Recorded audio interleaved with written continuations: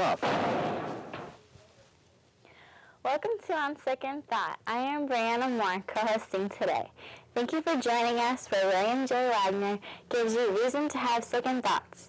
And now for the host and producer, the good guy in the white hat, William J. Wagner. It's the good guy in the white hat who travels the country rooting out government corruption. It's William Wagener. But in my First Amendment freedom of speech right, in my opinion, Tom Sneddon faked and falsified fingerprint evidence on the Barely Legal magazine to make the story, the lie, the perjury, I do mean perjury, of Gavin Arvizo sound plausible to a mostly white, mostly elderly jury.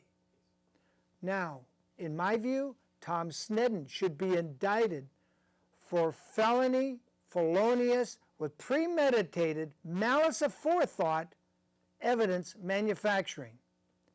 And I'm sitting in Santa Barbara County, where he's retired.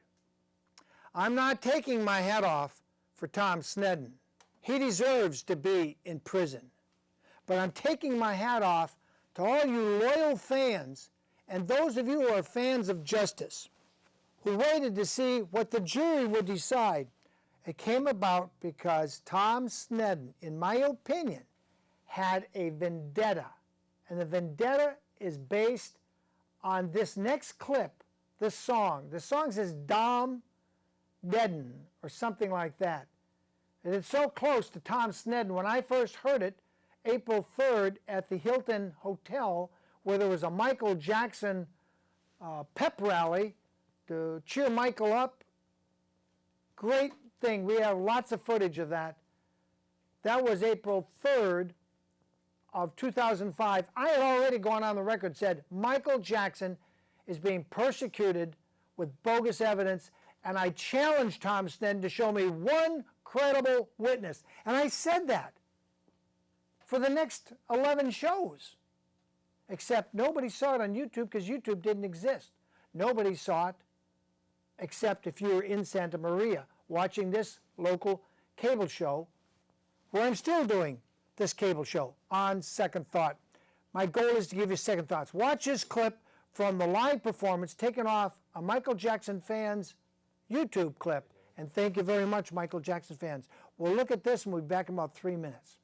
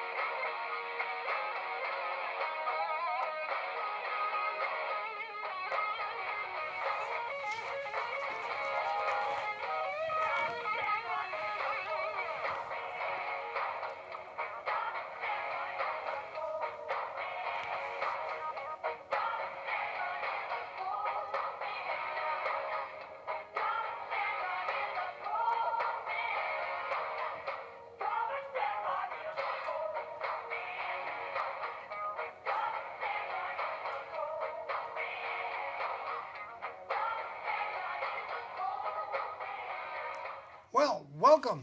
I'm here again with you. And thank you, people. We are the people. We, the people, are the sovereigns of this country.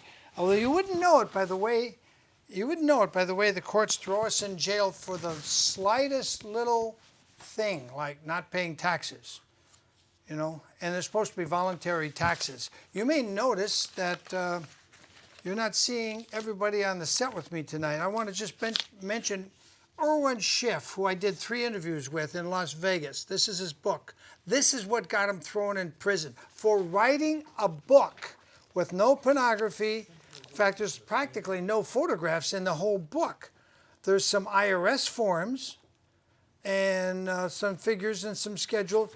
But this book got Irwin Schiff thrown in jail for teaching people exactly what it says in the IRS Code Bible. The IRS Bible, their code book. He quotes them word for word. And they threw him in prison. Or Judge Dawson did. It wasn't a they, it was a specific malcontent judge who, in my opinion, should be indicted and could be still indicted because he committed fraud, in my opinion, during that trial. And I want to mention briefly Catherine Cryer's book. Now, she was a Supreme Court judge in a Midwestern state, I believe. And she wrote a book documenting the massive corruption in the court system that sends lots of people to jail that shouldn't be going to jail. They didn't shoot anybody, they didn't rob anybody, they didn't steal from anybody. But somehow this corrupt system run by the bar-carded criminals, I call them, they like to call themselves members of the Bar Association. You know what BAR stands for? Jail bars. They're going to put you behind jail bars. No, BAR stands for British Accreditation Registry, and no lawyer will admit that to you.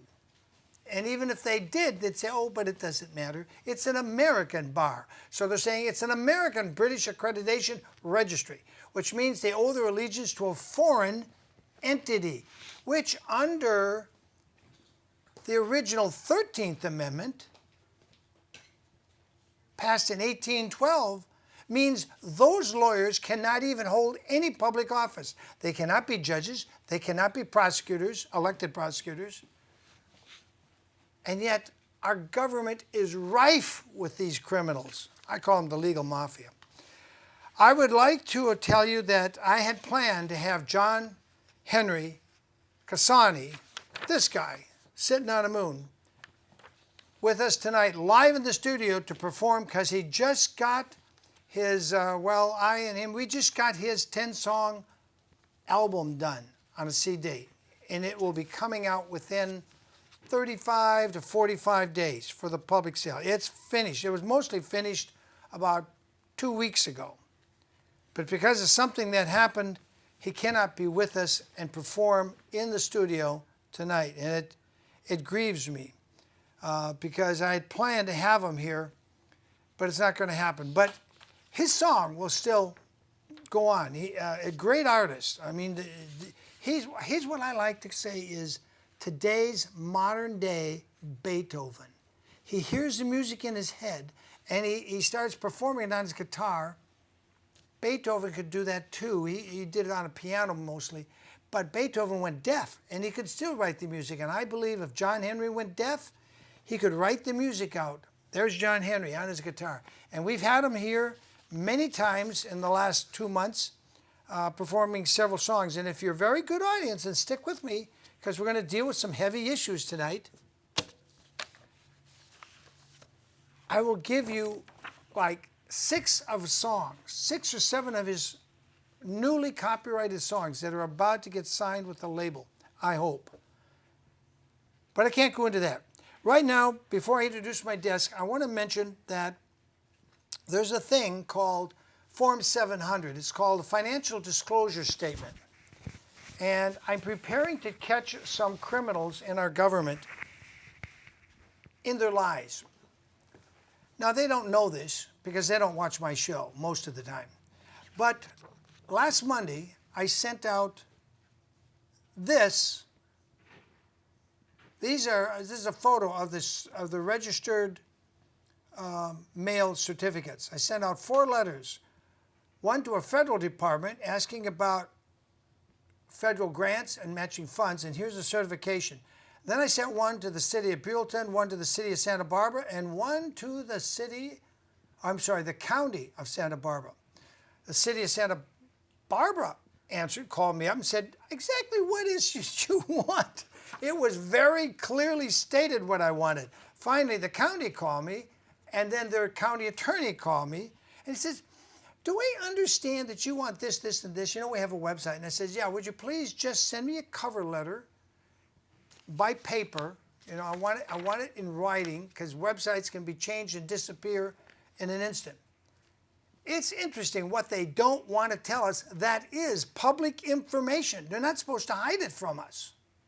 But it hasn't been 10 days, so I've got to give them 10 days to respond before I do anything about it. So it was interesting that only Buellton didn't respond at all, didn't call. I hope they're getting the paperwork ready. And I want to tell you just briefly, I'm going to come back to this. You all saw the footage of a tree in Orcutt at the Orcutt Ranch. It was pretty sad. These are some photos I took the other day, and this is the root pulled up. And when I did the video, I think it was on Tuesday, Monday or Tuesday, I did the video, I noticed dead roots. My degree is in environmental science, and I studied somewhat in this field, but I'm not a professional botanist. So I went back and I took these still pictures, and the more I took and the closer I looked, that one shows, to me, that looks like somebody cut into a root. That's a root that's been pulled out of the ground when the tree fell. Looks like that root was cut into with a saw, in my opinion. There's another shot where you see the tree upended. Here's another shot, and you're looking a close up. That's about 4, 5, 6 inches in diameter. That's a dead root, and you don't get dead in 1 or 2 days after being pulled out of the ground, so it was dead for a while. There's another shot of the dead root rotting. Now these pictures we just had processed, I think, yesterday. There's another view. There's a view of the house crushed right there. Here's a close-up of where one of the roots, one of the main holding roots, looks like it was cut into with a buzzsaw or a chainsaw or something, because there's a chunk of it missing. And that just seems to correlate right to where there's a little rain gutter. So this tree fell in the winds. And according to the video, the mobile home park, or someone at the mobile home park, released from their surveillance, which is about 9 seconds. I hope to bring it to you a little later. That's a view looking down his parking space, this man's parking space, and you see the tree stump is still leaning, even after they cut the logs off. All the people, there were 3 people living at this place, they've all been devastated. This is just devastating. There's the little rain gutter they had, and you can see at the bottom of the picture there, you can see where that root probably came out. There's a house view crushed in, and it happened to be his master bedroom. And had he been home, luckily, because of the rain the night before and the storm, he stayed where he had performed some music in another county. Had he come home, my guess is he would have been seriously injured, if not dead, or worse than dead. Now there's a view looking from the front. You see the stump where the tree had been removed off the house, and in the U shape you see there, you see the tree stump. That came down with all its tonnage. And I just want to show, John Henry met with Merle Frankhauser, who also does a television show. And Merle thought one of his songs also was a great thing. So hang loose. Now I want to introduce my guests. And if you stick with me through all the heavy stuff, we'll give you a real treat, because these songs have not been heard except here. And I got a new one for you to hear from John Henry tonight. Welcome, Charles. Mr. Wagner, thank you for having us on the show. What can you tell me about your situation? Are you technically without a home to call your own right now? Yes, I am. Is this a disease spreading through Santa Maria because know, people just love to be homeless? No, nobody loves to be homeless. Things happen, though, through the court system, and sometimes they're legal, but they're really unjust and unfair. Yeah, legal doesn't mean lawful. And like I was saying earlier, most of our judges should probably be in prison themselves because they're not Article 3 judges. Let me ask you, you had some kind of criminal legal problem, and did your defense attorney fight tooth and nail? Did he get depositions and really fight all out for you? No, he didn't. Did you notice it at the time? We tend to notice things like that in the criminal court systems. Very few cases actually go to jury trial. A lot of people bargain out and clog up the system and cause all kinds of stoppage in the wheels of justice, you would say. And they just grind along. Yeah, just grind along. If everybody took it to jury trial, it would clog up the whole system. You're absolutely right, because there's too many people being dragged into court. And I've been down there. We had a guy named Ron. But about a year ago, I caught Ron being kangarooed to prison because he flipped his sister the finger while driving past her. Steven's my backup brain. When my brain fails, I call on Steven Brain. Yeah, it was Ron Carrari. They used to have the Carrari winery, and Ron has a welding shop.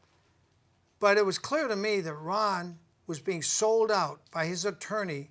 That was the junior attorney with the firm of, I think it was Sanger, Swinson, and whatever the third guy's name was. And I just watched him not object, let things go by. And I'm like, what the heck? Are you the defense or are you a second string prosecutor trying to shovel your client into prison? And so we did a couple of shows with him, and I started investigating. And they just ground along. No, it's too late. He's had his first trial. Now we're having the second trial. It was a second trial. The one charge, one jury refused to convict him. One jury person said, no, I don't care. That just doesn't seem right. That can't be the law. You know, is what she was thinking. But you can't tell the judge that can't be the law, because the judge will say, well, you're off the jury, and now we'll put a replacement in. Right. So one juror hung out. So there was the retrial I caught. Now this time they had already milked him for $100,000 or $80,000, something ridiculous. And they had made him sit in jail for 6 months to soften him up. While his welding business went to, you know what. You flush it down the toilet, unless it's a government toilet. Then it just sort of backs up and fills the whole courthouse. So I'm familiar with how the system grinds along, destroys families, causes people to get divorced, causes so much tension, and they couldn't care less because their pensions are paid for with your taxes, plus some other money. And that's what I was asking the county, the city. I was asking about this grant money that goes to certain things, and where does it come in for, how much did you get, and where did you spend it? And it was amazing. They didn't just call me up and say, yeah, we're going to get you all that stuff. No. Are you sure you want this? Be real specific. I said I was very specific. I want to know what came in. I want to know where it went. Well, it's all kind of, you know, they're telling me it's basically in our budget and it's online. I said, fine. Itemize what came in and show me line item where it went. Don't tell me to go search through a budget that thick. You know, $50,000 went to this judge's pocket, $30,000 went to that judge's pocket. I want you to show me exactly where it went. And it's interesting, finally you have the county attorney call me, and he's throwing questions at me, and I'm like, why is this such a problem? They don't want to be accountable. Exactly. Charles, you're smarter. You're smarter than the average whip out there. You don't want to mention the name of the law firm that didn't defend you, or was it a public defender? I had a public defender. Oh, I'm so sorry. Some of them actually, one or two of them I've seen actually try to fight, but they don't have the money. They don't give them the money to fight the DA. And then what I often see is after a few years of public defenders, they go work for the DA's office because they've done a good job at sending people to prison. Yep. And then they reward them with a nice pension and working for the DAs. And then if they're really good and smart and manipulate, they get to run for judge. That's how the system, and that's not even how the British system works. In the British system, if you started, If you're going to be a judge, you start in the beginning being a judge, and you deal with little traffic fines and low-level stuff. And your whole career as a judge, and you don't even talk to the barristers and the what they call attorneys. So a public defender will defend you and not pretend to Right. defend you. They have to actually defend you, and he's not looking to cross over and be a judge. You either start on the judge track or the solicitor and the barrister track, and you don't ever switch. And you only hang out with those guys that are in that part of the club. Right. America's more corrupt, and it wasn't meant to be this way. I hold an opinion that there is not one Article III judge in any of the 50 states. And the only true Article III justices we have are the SCOTUS, Supreme Court of the United States, and the Washington, D.C. District Judge, or maybe they call him a circuit judge in D.C. Those are the only Article III judges we really have. All the rest, all the federal courts, whatever state you're in, they're not the courts. It was supposed to be people like you and me elected to these judgeships. Mm-hmm. You get a little older, you get a little wiser, you know who's the local criminal who always steals the horses, you know who always steals the cows, and you get some business sense, and they elect you, the people elect you, and you're not a member of a bar. That's what was done. In fact, you look at the first Supreme Court, none of them were bar members. Not one. Now there isn't one that isn't a bar member before we got to SCOTUS. Right. Get on to your story, because I'm taking too much time here. And Okay. Well, Mr. Wagner, in December 2015, I was going through the court system with the public defender, and I wasn't able to work, and we weren't able to pay our rent space for our mobile home. We fell 2 months behind. So we got our eviction papers, and we have no lawyer to defend us. We had a mediator. He said nothing, and I was on my way. Who is the mediator who said nothing? I think I have his name here somewhere. Well, go ahead. We can find that. So we go to court, and we don't have a lawyer, but they're right. We didn't pay those 2 months, and so the judge says, "We'll give you 3 months to move out and sell the place until March." And so I agreed to sign to it, and I signed a paper right here, and I looked at the judge and I said, "Your Honor, may I say something?" And I said, "These people will deny our buyers. They sell modular homes. I have a premium lot, and they want that spot.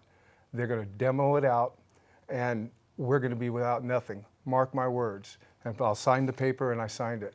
Well, 3 months comes along. She has two buyers, $23,000 or $24,000 and $18,000 offer, and they filled out the application for living in the mobile home park. They have to get approved by the mobile home park. Well, I can understand the landlord's position. You didn't pay for 2 months. Right. So, he's justified in doing something about it. But Right. the court said, "I'm going to give you 3 more months." Right. What did they say in court? We don't want to give them 3 months? No. Or did they agree to it? Yeah, they agreed to it. Okay, so they agreed, we'll give them 3 months to sell the place, Right. and I'm sure that part of that was that you would pay them the back Right, rent. the $4,000 we owed them out So of that. they would get their rent money. They wouldn't be Right. out anything. Right. Okay, that's fair. Now what happened? You come in with buyers, and they want to buy. So why didn't they just let them buy it? I don't know why they didn't. Well, because like I said in the courtroom in the beginning, they have ulterior motives. It's a premium lot. The managers there are realtors, and they sell modular homes. They're trying to get the mobile homes out and put in modular homes on the premium spots. Upgrade the whole Right. park. And I said this in letters going back and forth with the lawyers in prison. They actually offered us $2,000 to settle out while I was in prison. At what point? May 24th. This is after she had been moved out and they denied our buyers. $2,000. Yes, they 1/10 of what one of your offers was. Right. $2,000 made payable to Charles Marnay McKeon, if the owner of the subject mobile home. Thank you to your attention to this matter. And I wrote them back a letter. I don't have that one, a handwritten letter like this. I said, "That's an insult and a slap in the face. Marnay and the children can't even find a place to live there, and you denied our buyers. We could have easily paid your $4,000 back. And now you guys, because you have ulterior motives." Did the buyers have terrible credit ratings? I mean, was it just awful? Negative. One had a late payment of $400, been at his residence for 20-some years, been a nurse for 20-some years, and they're extremely upset. They'll never want to live there. They're upset with them, and we still have their contact information. I need to talk to them. I didn't know that because like this is the first interview we've really done. Right. I didn't know that. I would like to talk to them. I can see the landlord is justified in saying, look, you owe us money, and okay, you went to court, and now they said, okay, we'll give you 3 months, but we want to get paid Right. up, that's fine. I'm on the landlord side at that point, all the way up to that point. But when they deny a buyer because he has one ding on his credit record, And they had cash. Two of them. yeah, all cash. That makes it feel wrong. It's something. It may be legal in their mind, in the judge's mind, but in my heart, when somebody's saying, "Look, we got somebody who's a nurse, they're stable, they got a good income, they're paying all cash," and they say, "Nope, we'd rather just not take it and take the $4,000 loss, take the home, and do something else with it." I understand and I appreciate they want to upgrade the whole park, and I don't blame Orchid Ranch, Mobile Home Park, or whatever their technical correct name is. I don't blame them for that. But when it's going to cause someone to be homeless, did you have children too? Well, I inherited the home and fixed it up to sell it. We did a lot of work to it. And Marnay lived across the street with her mother prior to us becoming fiancés. She lived with me, and we had 2 children. Her mother lives right across the street. Okay. And so she has no place to go after we give up the home and they deny our buyers. And I was in prison. And I sent them a letter, a second one, to Mrs. Tokes from this law firm. Yeah, that's my letter. Handwritten letter? Yes, that's one of them. And I just wanted to plead out. I told them real simple. I said, Mr. Tokes, I'd be willing to sign the agreement that you sent, which wasn't fair, for $2,000. May 24, 2016, if Orchid Ranch Mobile Estates and your law firm are willing to let Miss McKeon and her 2 children stay at her mother's space, 86, until at least January 30th, 2017. I said, you see, $2,000 is just not enough money. As you well know, I'm incarcerated, and we had 2 buyers, and you folks just did not want to accept our buyers and to collect the money we owed you out of that. That way we could have relocated with no problem and everybody would have been satisfied. However, you have ulterior motives, and the ulterior motives was to get that lot, demolish our mobile home, and put a modular home on there with a detached garage. Have they done that yet? They're in the process. Right now, right as we sit here, they're in Yes, the they've process. already removed the water heater out of there. They had an auction, nobody showed up. Just the way they planned it. And so I'm going to take pictures when they start demoing it. When I went to law school, there was a racket called predatory lending, where people selling refrigerators would say, "Look, you can have this $500 refrigerator, only $10 down and $10 a week, plus interest." And they knew these people couldn't afford or weren't going to be able to make it. And so after they paid $300-400 and still owed most of the cost, they would say, "You missed a payment. We repossessed the refrigerator." And then they would say, "Okay, now you sign another deal. You pay us even more and a higher rate, and we'll reinstate you and keep your refrigerator." And when I didn't become a lawyer, just to be clear, because the more I studied what they call law, the more I disliked it. And then I started watching the courts in action, and I really disliked it. And I'm glad I didn't become a lawyer. But this sounds something like that. You buy a house, or you, in your case, inherit the house. They change what they want to do with the property. They don't pay you fair value. They have an auction where nobody shows up. They offer you 1/10 of what, actually less than 1/10 of the higher of the 2 offers, and disqualify them to buy the place. I think that some attorneys should have looked at this. The problem is all the attorneys want to make $100,000. They want to make $200,000 on a deal. They want to win you $400,000 and they get $200,000, and they don't want to do the hard work of doing the depositions and getting all the dominoes lined up. Right. Because that takes time, and they have to hire staff, and they can't collect as much. So they just grab what's quick money and move on. And it seems like you've slipped through the cracks, Charles. And I wish we can find a lawyer to help us just to do the right thing. We'd even give them half the property value just so we can buy another mobile home somewhere for Marnie and the kids. But you wouldn't want to live there anymore. I don't know. I grew up there. I lived in there all my life when I was a child. I went to school there. Oh, but I thought they didn't allow children in there. Well, it was a children's park at one time. I grew up there and went to children school. were okay then. The landlords actually put a giant modular home where the park used to be for the kids. And that whole yard is their park. And they have a playground back there for all their kids. They have 7 children. Oh, you're talking about the park manager. Yes.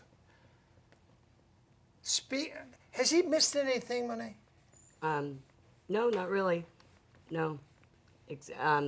Except for I moved back in with my mom. I had to after Evicted and no cell. Yeah. Yeah. And I have my 2 kids there with me, and yeah, they want me out of my mom's house now because of my 2 kids. But they have 7. You know, in Los Angeles, it's illegal to force someone not to rent to somebody because they got children. I know this because I used to own part of a 42-unit apartment building, and we could not deny someone just because they had children. We had to say, well, it's a 1-bedroom and you got 10 children. And we had to say it's too many children per square foot, and there's a certain ratio of cubic space you have to have for each human being. But mobile home parks, I think, are exempt from those laws, even in Los Angeles County. I'm not sure, because I've never owned a mobile home park. But it does sound unjust to me.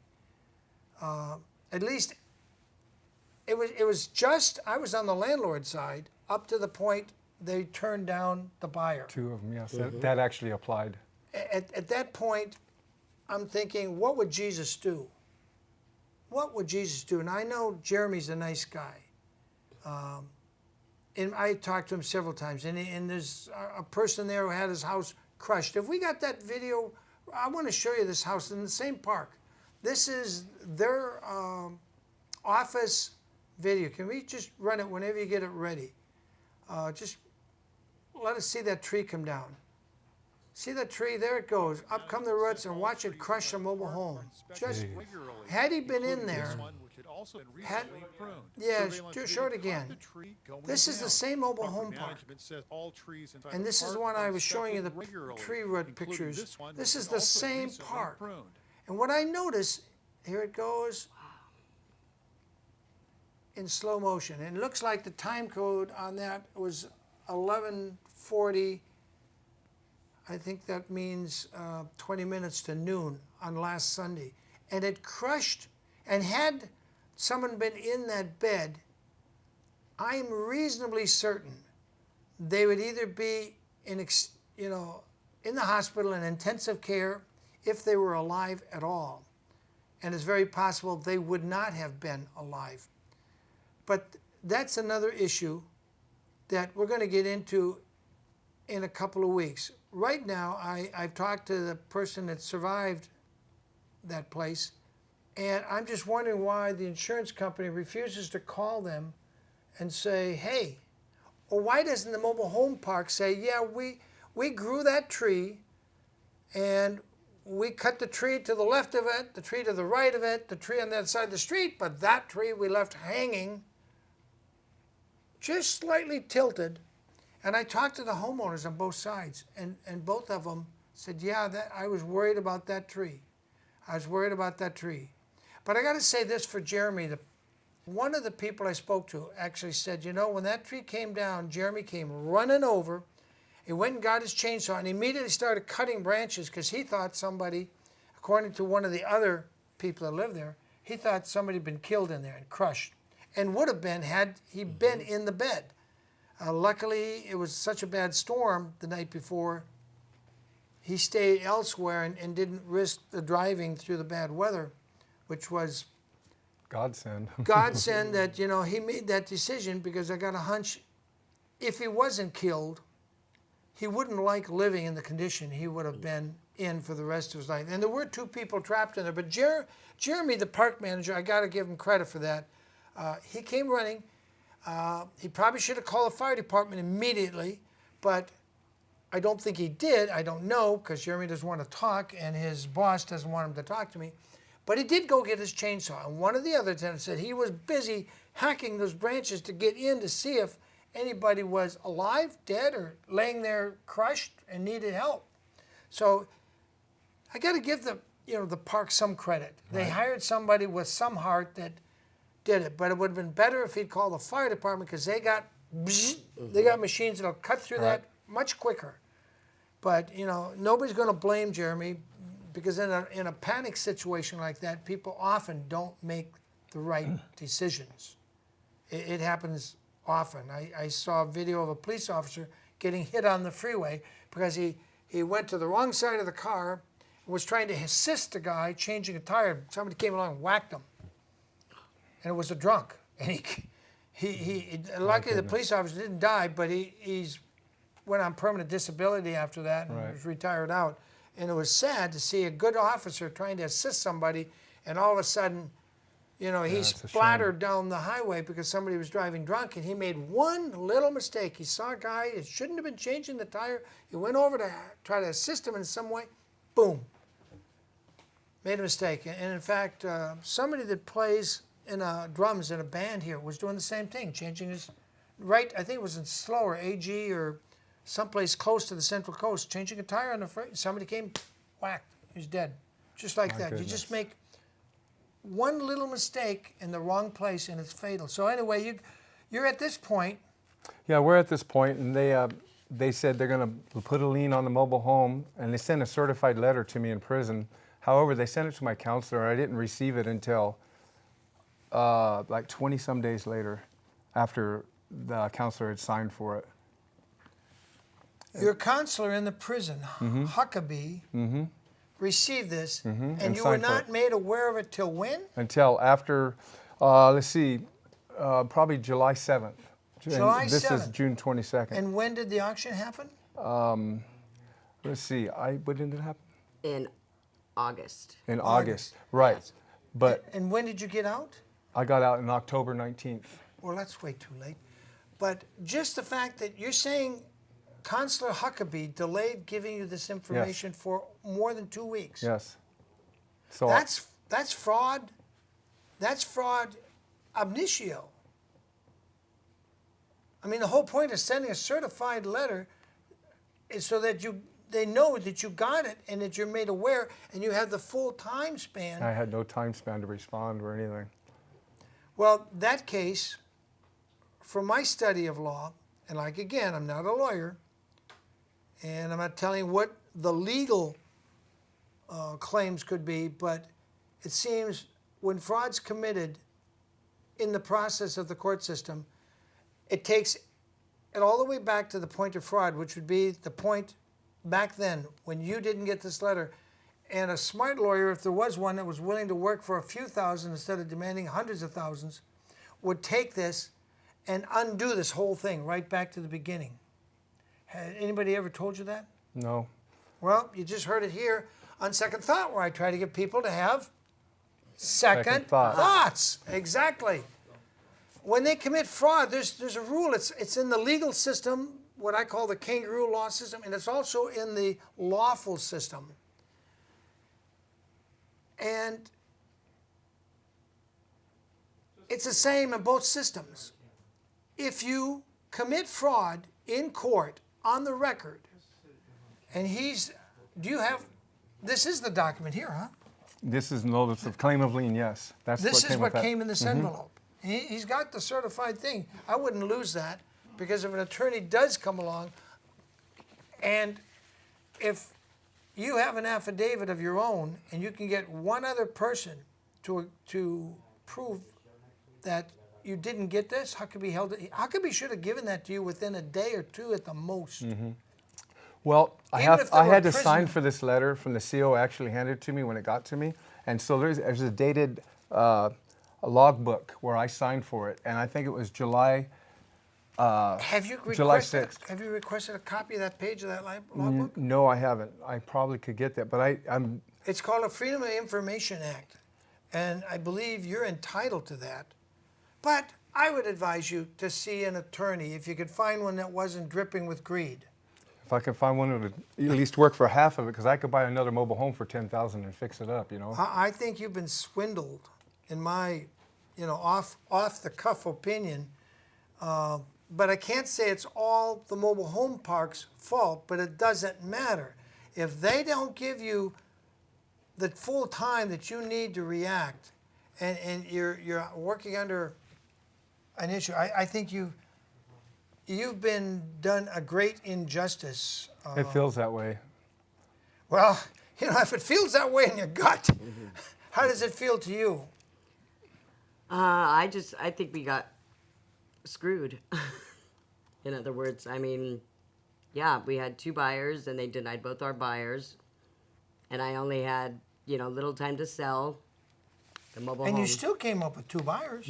It still came up with 2 buyers and they denied them both. And then that's when they pretty much put the lien on it and auctioned it off. And Could you find the name of those buyers so I could get an interview I have their with names them? still, Yeah, their I'd name like and to, phone numbers. I'd like Yep. to interview. I just want to confirm what you're saying. I'm not saying you're lying.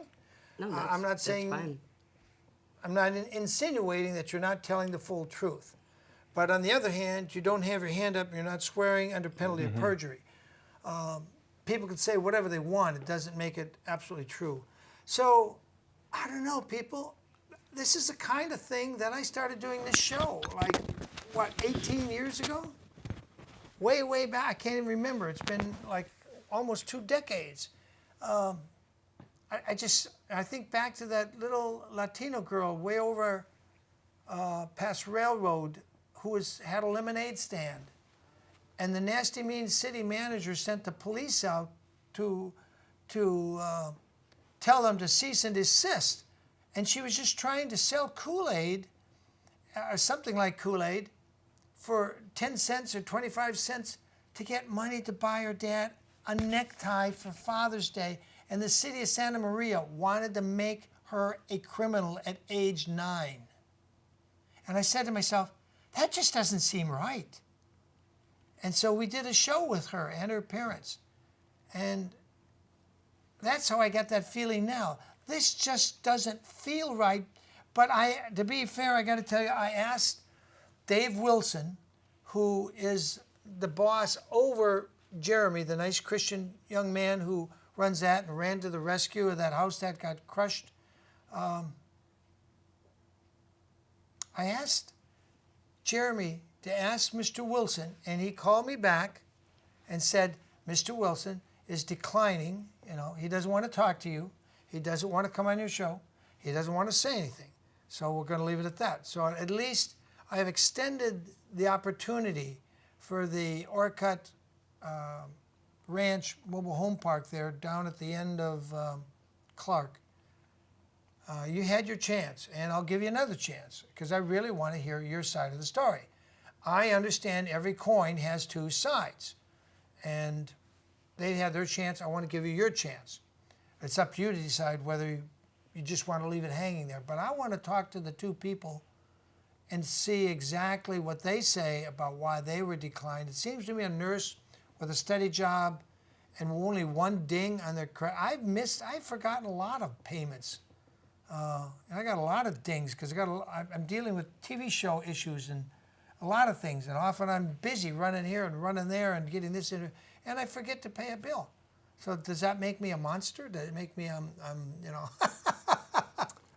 Yeah, it was devastating to us that they denied those buyers because we were going to pay them back the couple $100 we owed them, and she was going to rent a place till I got home, and then we're going to go look for another mobile home and buy it.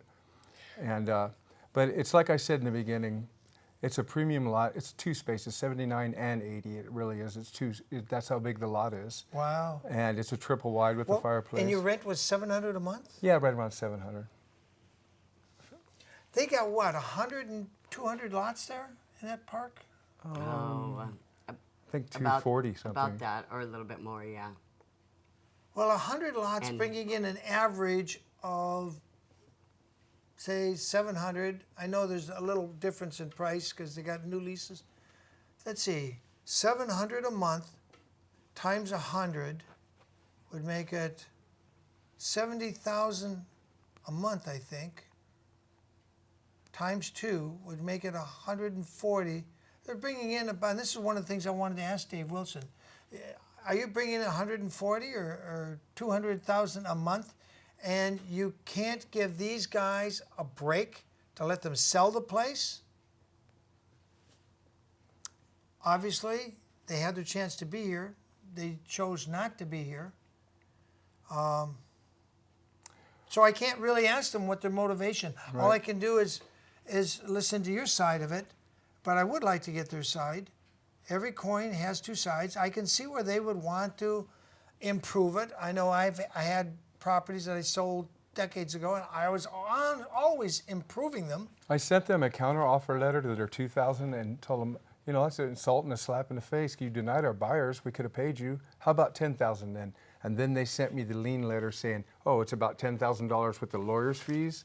All of a sudden, it just about matched what I asked them for. 8,000, 1,000, and 3,000. Just about 13,000 right there. Yeah. And that's what they sent me back. Yeah. I know a gal in Riverside lost her house because she complained about them paying the lawn cutter too much money. She was in a homeowners association. And for that very reason, I didn't buy a house that was part of a homeowners association. And they were crooked. And they ran the bill up. They wrote one letter back to her. I'm trying to think of her name. Oh, Teddy Sheldon, yeah. I have YouTube clips with Teddy Sheldon right after she came out of the crooked court in Riverside. And that court was really crooked.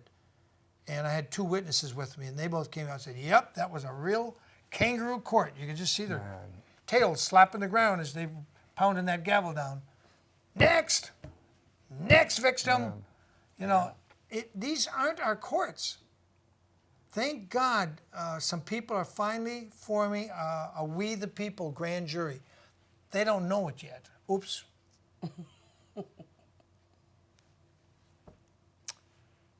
There's a problem with talking too much.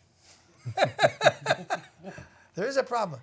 But until they file their oaths of office, and they need 25 of them under that case by the recently dead Scalia, Antoine Scalia, that great SCOTUS justice, wrote the opinion in 1992, any group of we people, we the people, without a judge's appointment, can form a grand jury. It only takes about 17 to 25. 25 is the maximum you can have. 23 is sufficient. 21 is sufficient. And you form that grand jury, notarize your oath of office, file it with the county clerk. You're in business. You can indict a judge, a mobile home park owner. You can indict anyone. Once you form it, and people won't read it. There he is, Scalia, and there's the citation. 504 U.S. 36, U.S. versus William. One of the most brilliant things, and I'm just scratching my head constantly wondering, why did no judge tell us about this? Why did no attorney ever tell us about this? Because they got the system rigged to grind us up. They don't want us forming our own grand juries and indicting the crooked. I know at least 5 judges in Santa Barbara County. If I was the foreman of a grand jury, I would bring in the witnesses, get it on the record, keep the record, do a true bill of indictment after they vote. Say these judges are going to go to trial. And then we'll try to get them a jury of their victims. A jury of victims, that'd be amazing. Yeah. I don't think that'd be fair, though. Sure it would. In fact, there's a case out of 1796. The case is something like Cowens versus Hillary or something. It's out of Carolina. And they said you could form a grand jury in your neighborhood in that case. And the jury should be people who know the parties in the litigation. The bar card people have turned it all upside down and said, no, we want a jury that knows nothing about nothing. Right. That way they can do what they want. They can do what they want. They can, and often do bamboozle a jury, and the jury gets out and they said, gee, I didn't realize that, and I wouldn't have voted that way because the prosecutor withheld evidence, and that's becoming one of the big things. The prosecutors withhold evidence, and decades later, somebody gets out of jail because they find out the prosecutor had evidence, wouldn't turn it over. In fact, I think it was like 500 people released by the new black district attorney or attorney general of Texas or Harris County. He got in there and he started going through these old cases, and they're just popping people out of jail left and right that were denied due process. Right. I think due process, just based on what you're showing me and telling me, Now, I haven't checked this out. I haven't swore you under oath. But based on what you're showing me, if everything you say is true, you have been denied due process.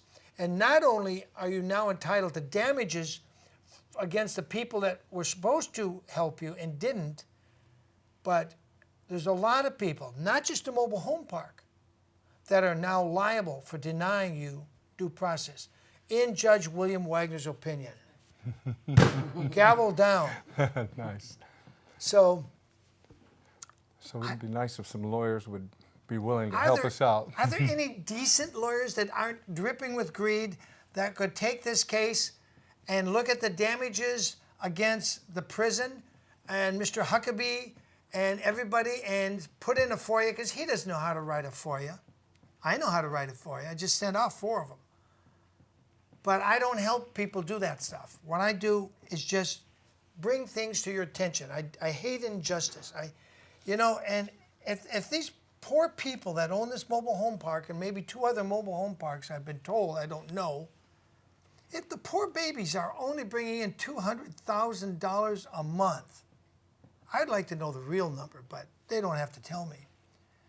I would think this guy whose house was crushed, they could have at least given those 3 people a voucher for a motel. Can we see that scene again? Or we're not ready for that. We're not ready for that. Anyway, with that, I want to take you to something Rand Paul said.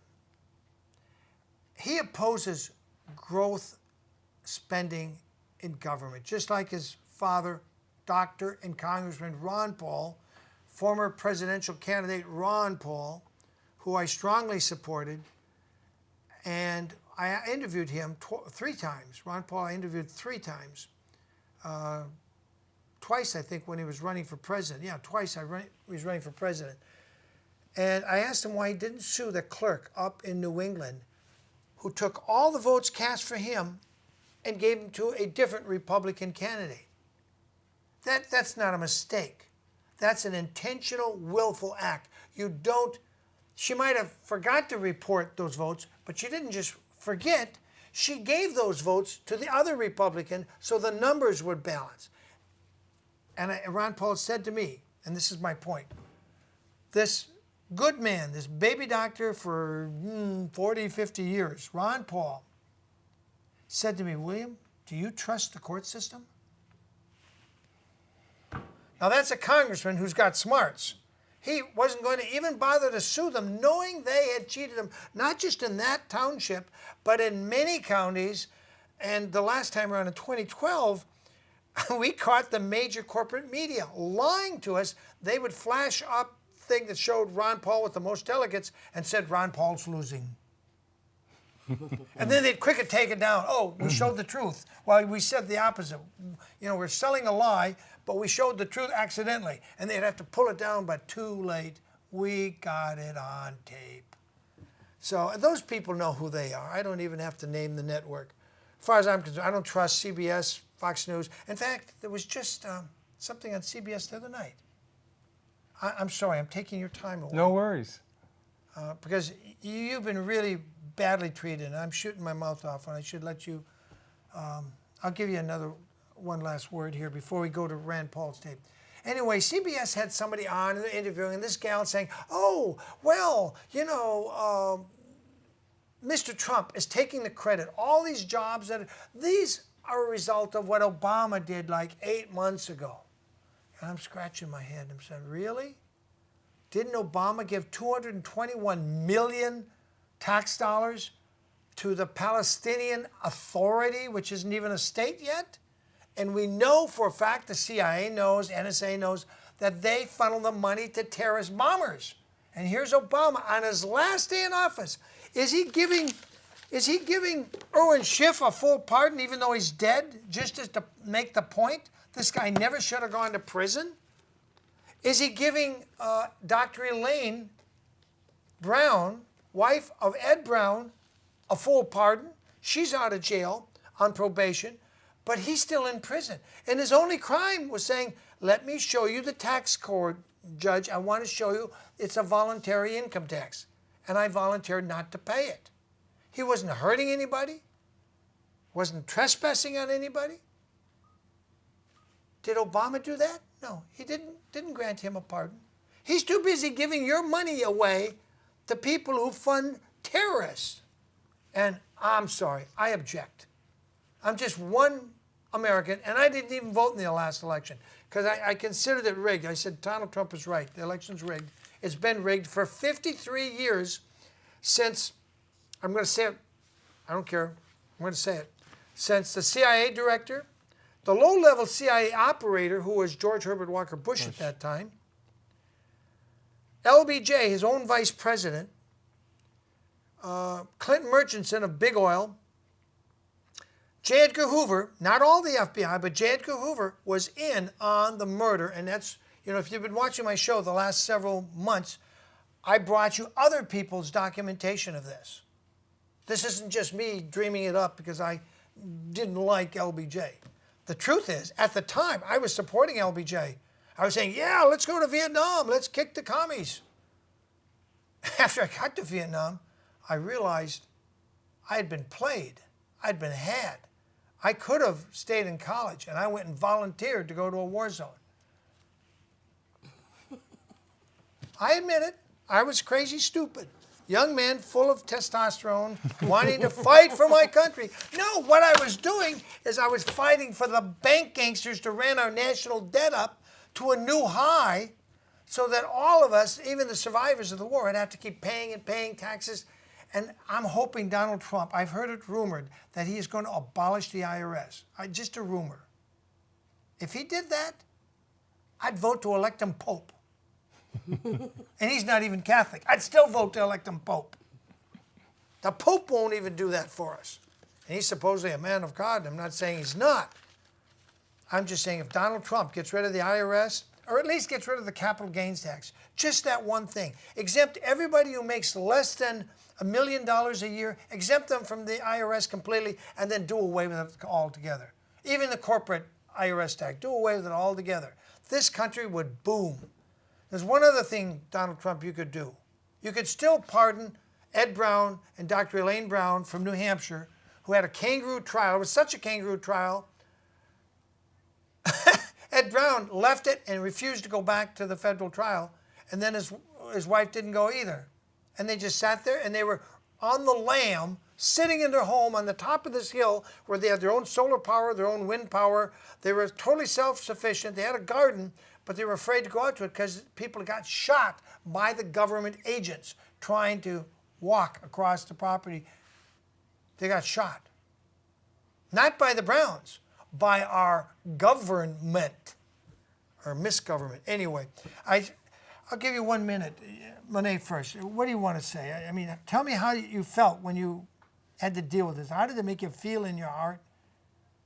Well, I thought they were very unfair that they were. I mean, they put me and my kids out on the street, me and my two girls, and then I moved back over with my mom, and now they're starting to give my mom trouble. They want us out of there.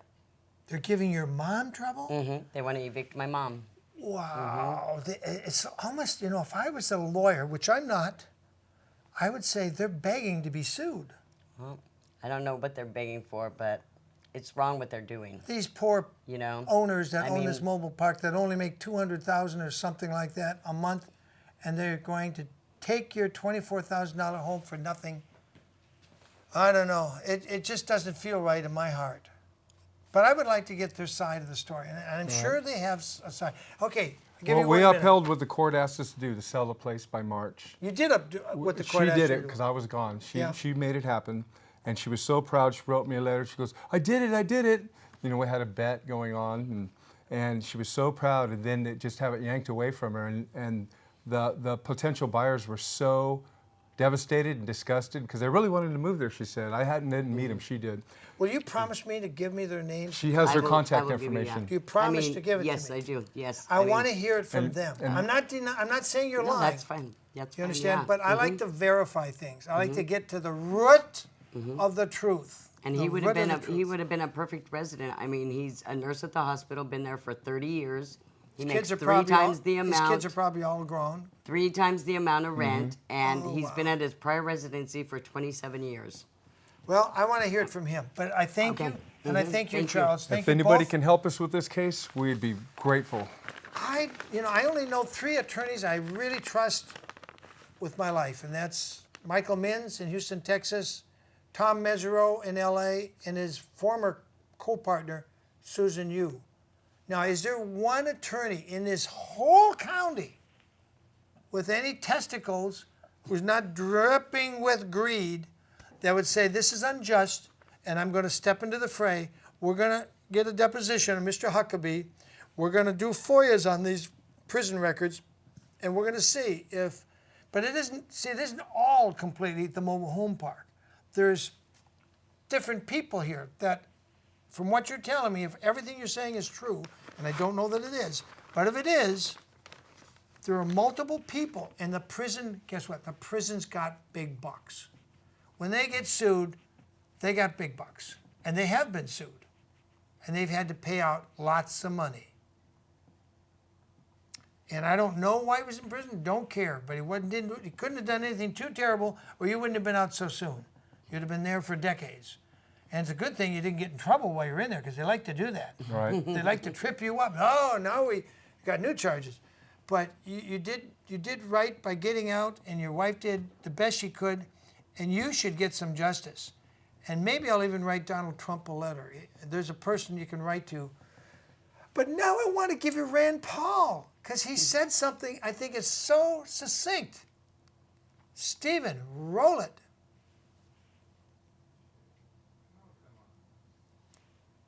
Anytime now. Here we go. Kentucky. The more things change, the more they seem to stay the same. Republicans won the White House. Republicans control the Senate. Republicans control the House. And what will the first order of business be for the new Republican majority? To pass a budget that never balances. To pass a budget that will add $9.7 trillion of new debt over 10 years. Is that really what we campaigned on? Is that really what the Republican Party represents? Our first order of business will be a budget that never balances.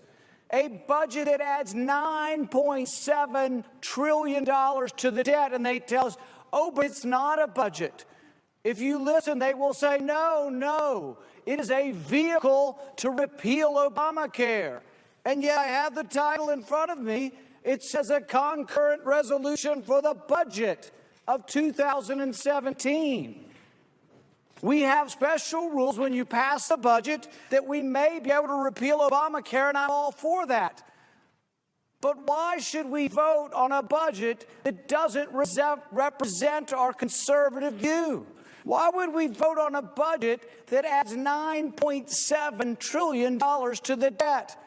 Because we're in a hurry. We can't be bothered. It's just numbers. I was told again, swallow it, take it. It's just numbers. Don't worry, it's not really a budget, and yet the legislation says it is a budget.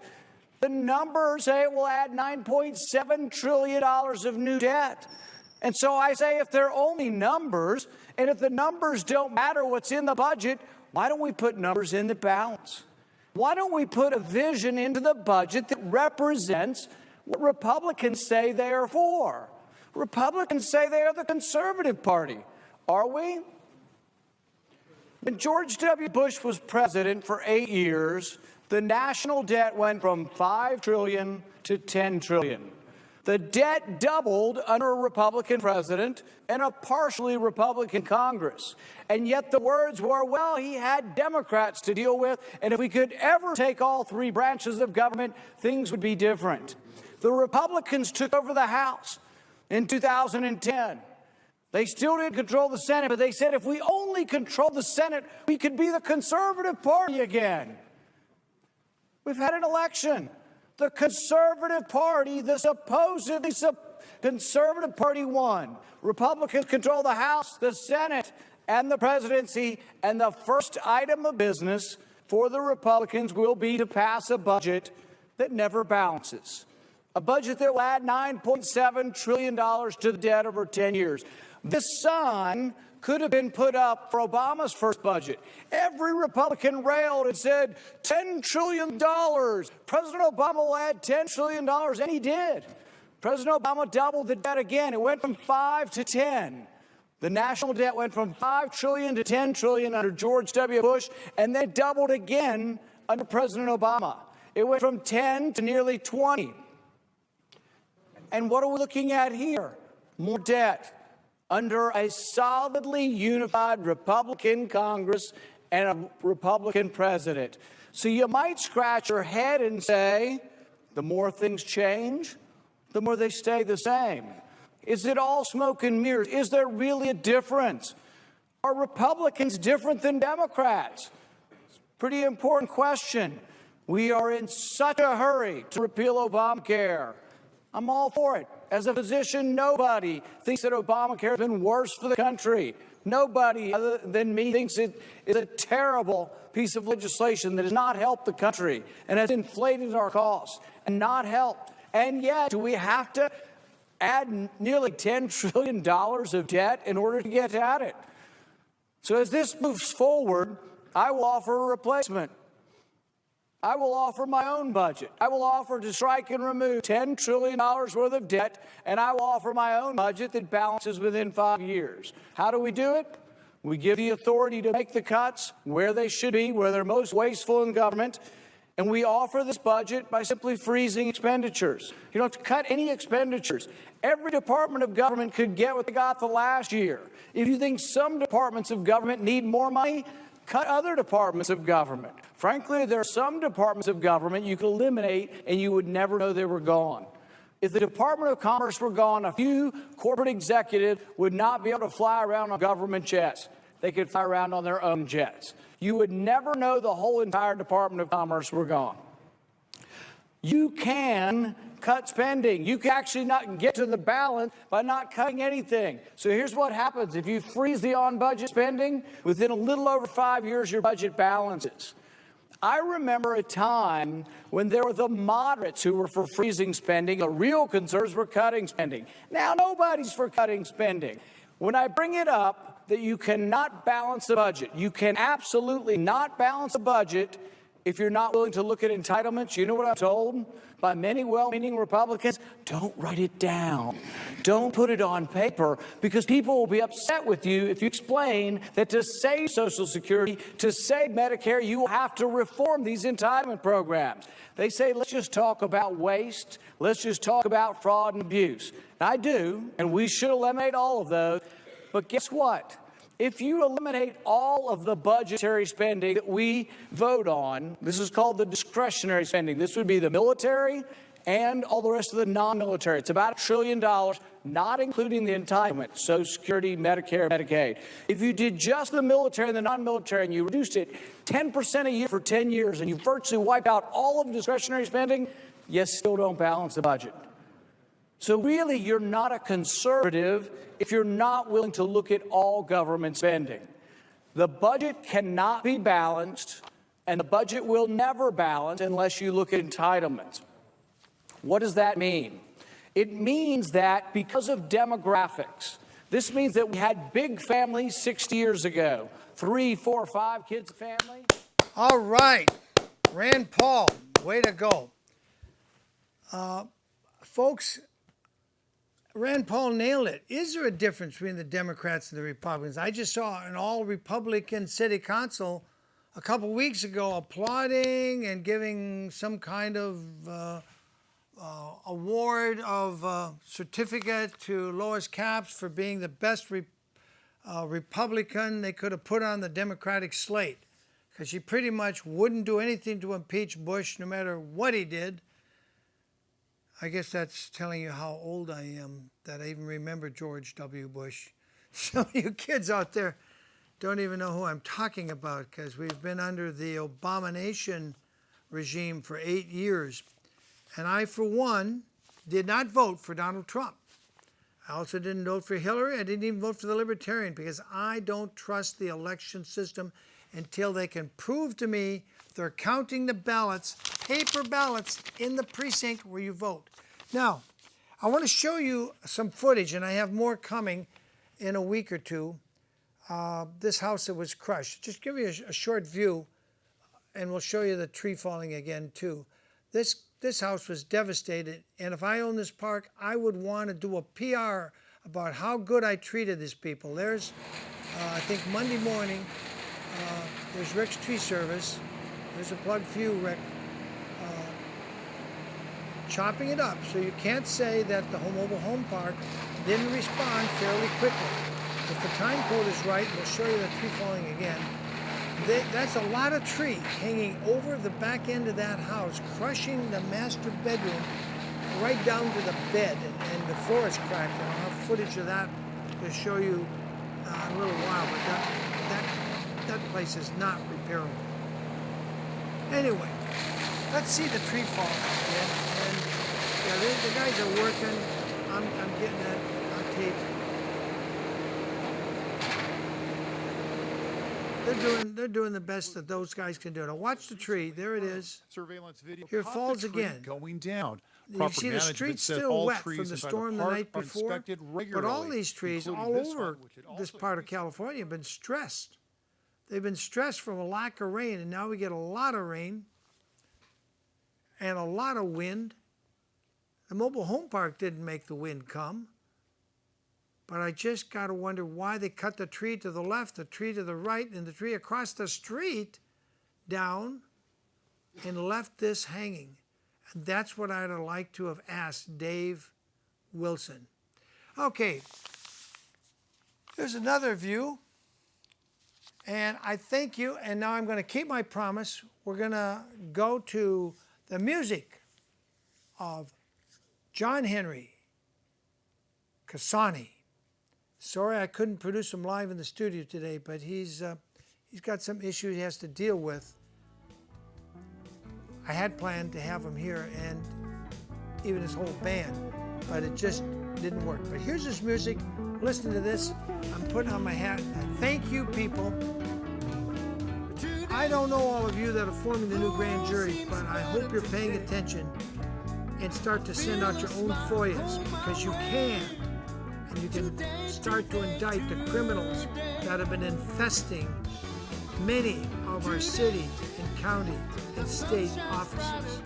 And I'm still wondering why that gal that wrote the letter when she worked for the state, Michelle Lipton, told Ronald Craig Diamond to cease and desist in this fraudulent mortgage foreclosures. And now she's working for the Orange County DA, someone I consider completely corrupt and beyond salvation, Tony Rackauckus. She's working for him. Now she's in a position to indict Craig Ron. Why has she done it? Anyway, here's the music. I thank you very much for watching. I'm out of the studio. Have a good evening and enjoy this music. Today is a gift. It's not just a luxury, 'cause yesterday's history. Tomorrow's a mystery. We can't go back to overs, we're just moving on. We can't go back in time because the past is gone. So give us this day, today. You say you're always sad and lonely. Well, look around, you're not alone. Every Indian has a new day. Your day is here, no, you're not alone. Today, the world seems better today. I feel a smile coming my way. Today, today, today.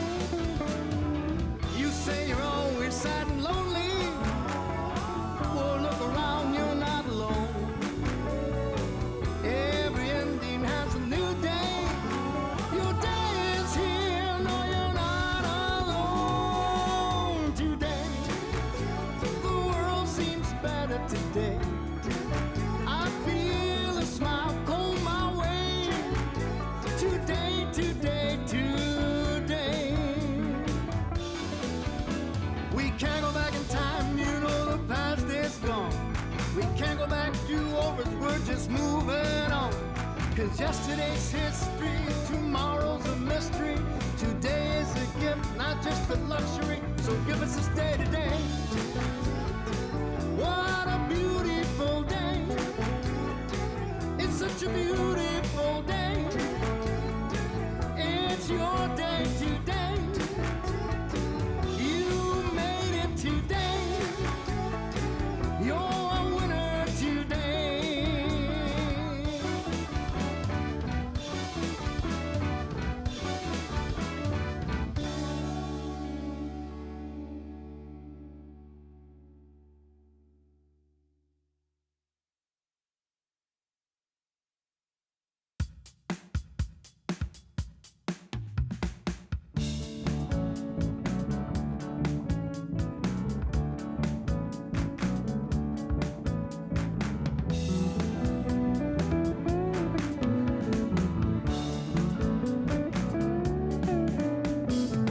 What's the reason for falling in love? And what's the reason for giving a heart you don't even know? There's nobody home. And why pretend when you're holding my hand that you care, that you'll always be there with a smile or two? You know your eyes deceive you. Boy, you try so hard to give your love to me. Baby, when you hold me, the guy you're holding isn't me. And what's the reason for making believe? You fool your heart for a while, but you know it always tells on me. Ah, you fool. I'm gonna say goodbye to love all this time. Though my heart is aching and a man's not supposed to cry. What's the reason for falling in love? And what's the reason for giving a heart? I don't know.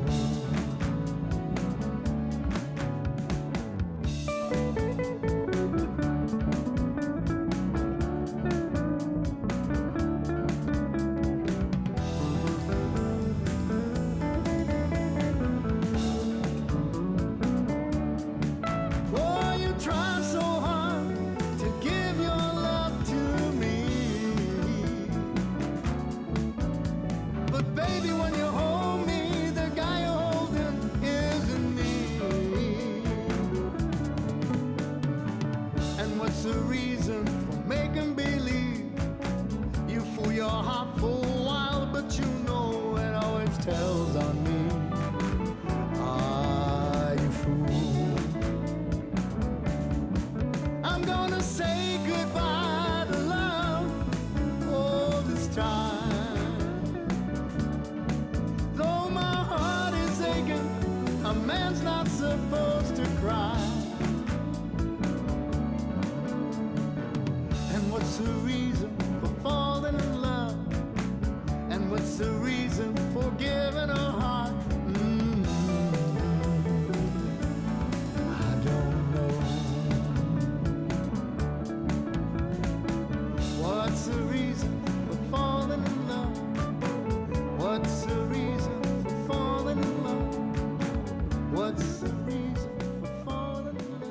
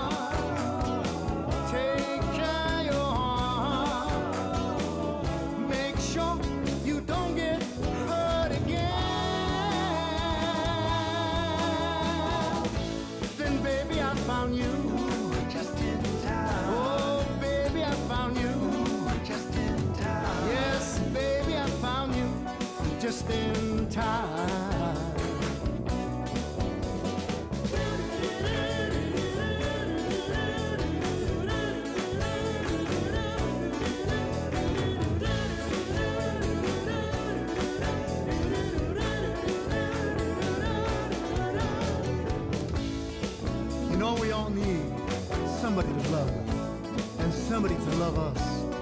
And baby, I'm so glad that I found you.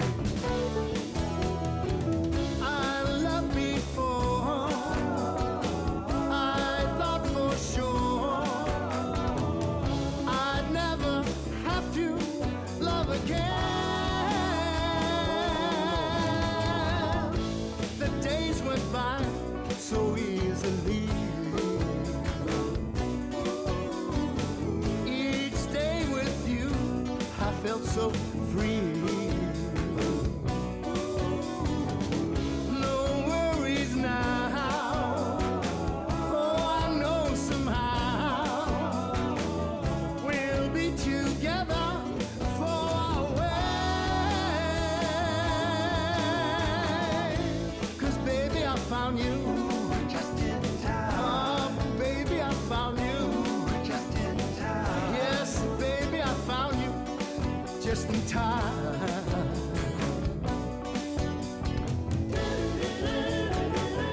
You know, sometimes we don't find the love of our lives. But don't quit, keep looking. He or she is out there for you. I found, baby, I found you.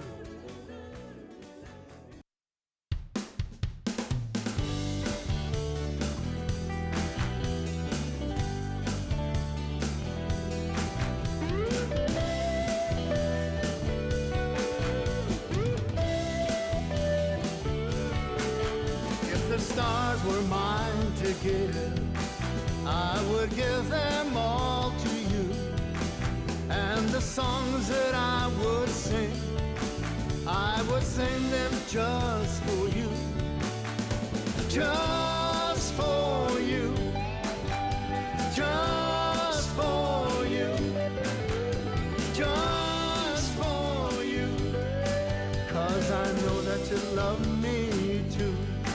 Now if I had more than one life, I would live them both with you.